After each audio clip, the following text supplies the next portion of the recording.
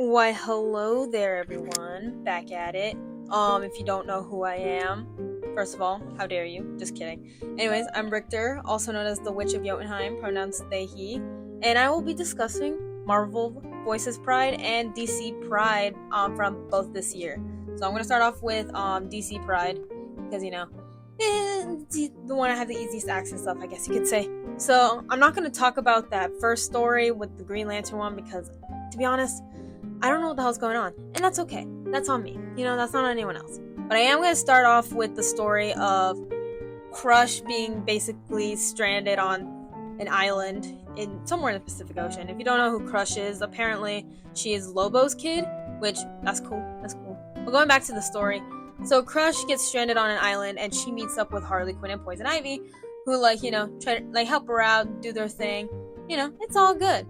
They have, a little nice day, even though Crush is damn, okay, I need to, go to this girl's place that I like, which, fair enough. I don't know if they're dating or not, but they're definitely, flirting a little bit. It's all good. But after, a whole day, Poison Ivy and Harley Quinn help out, and anyway they can. So don't worry, they do find the ship. Harley just hid Crush's ship, Well, I lied, it's not Crush's ship, it's their ship, but you know what I mean. So, it's all good. It's a really cute book. I really like the art in it. But don't worry, Harley and Ivy do get her to her Crush's house, so it's all good. It's all good and dandy. But yeah, 10 out of 10 story. It was super cute. I do recommend you guys read this book. So, but the next story that I'm going to talk about briefly is the one between Tim Drake and Connor Hawke. They're basically on a yacht where they have to, clean up after Damian Wayne's messes, because he does not like to clean up after his own messes, which I guess, it fits into his character, but it's whatever, But if you didn't know, Tim Drake's bisexual, Connor Hawke is asexual, which is pretty cool. And basically, this is the story where Connor is talking about oh, I need find community and all this other stuff. I haven't even told my dad about my sexuality and all that jazz, But it's not really anything too crazy, They do meet up with Damian at the end of the story where he's being a big grump, which that's Damian Wayne for you. What'd you expect? But at the end of the story, we see Tim and Connor. They go get some breakfast at a diner. It's pretty cool. It's pretty sweet. And then we do get some lovely art in between, a lot of the stories, which is really cool. It gives you, a nice thing to look at. So the next story, which looks amazing, by the way, I do recommend that. And it's basically about this character named Circuit Breaker, who has the ability to, tap into the Still Force. I think that's what it's called. I can't recall, exactly what that entails, but basically I'm thinking it's the opposite of the Speed Force. So we meet up with this character, named Circuit Breaker, also known as Jules. He's pretty cool. He's an actor. He's a superhero as well. He's also a goth as well, which I love that. I love that so much. It's so cool. And he's trying to figure out his to tap into the Still Force, I guess you could say.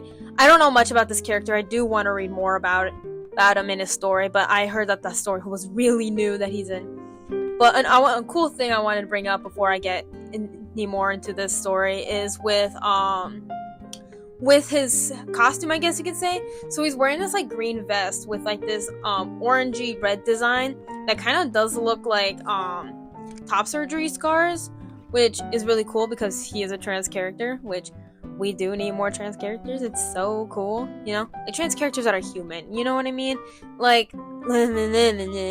You get what I mean? But anyways, going back to the story, we do meet up with one of the Flash fams. I don't remember their name. That's on me, because I don't read a lot of DC. But they meet up. It's wow, you're mixing the Speed Force with the Still Force. Dang, that's not gonna go out well for you guys. But don't worry, it's all good. Don't worry about it. So basically, they're able to go back to that one. I think their name is Jess. Don't quote me on anything. Go back to their place. It's pretty chill. And the story ends off with Jules at a goth nightclub, which is pretty cool. I do want to read more of his story, like I mentioned earlier, because he seems so cool. Oh my god, I finally get to talk about the story that I've been wanting to talk about. So basically, it's the Apollo Midnighter story.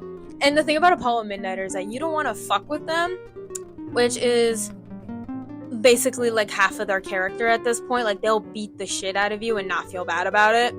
So, yeah, that's fun. So, they have to fight.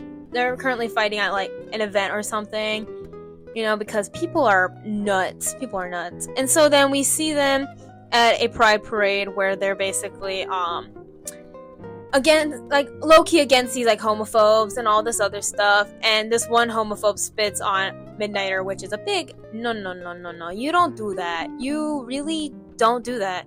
And, like, right before, like, he's about to, like, beat his ass, Apollo's like, don't do that right now. He's like, why? Like, let me do this. And Apollo's like, there's kids around. And he's like, they're gonna have to learn. I don't give a fuck. And, like, right before they're able to start fighting, basically, Alan Scott, Green Lantern, pulls up and was like, hey, listen to me out real quick before you decide to do anything. And they're like, okay, And so it basically explains, like, all the issues that queer people have been, like, dealing with throughout, which is fair enough, I guess. But still, it's like, let them beat people's asses. That's, like, their whole character. But don't worry, it ends off really nicely with them making out in front of the homophobes on national television, which is hilarious. So, we're going to the next story real quick. So with Xanthi, that's her name. Well, sorry, their name. I just looked it up. I'm so sorry. But yeah, I'm assuming they're a non-binary character. And they have a really cool ability where it's kind of like Kubo and the Two Strings, where, with the little origami, which is pretty cool. Yeah, but instead of using musical instruments, you gotta fold it yourself. You can't just, like, figure it out. But they use magic, apparently, to do that, so that's pretty cool. And this isn't just a story about Xanthi. It's also a story about Batwoman and also this stuff, And they go into the Kane, like, family grave, I guess you could say. And it's basically a story about, like, remembrance and, like, moving on and all that jazz. It's all cool. And then we get, like, this really cute, like, dinner date scene with Aquaman or, like, Aqualad, depending on who you're talking to. That was pretty cool. So quickly, I'm going to gloss over this next story. I don't know this person's name. That's my bad. But the story about this one character who, like, creates machines and all this stuff and basically working on a danger room. And so then Nubia of the Amazon pulls up, which is pretty cool, Apparently this character's name is Natasha. I just forgot I should mention that real quick.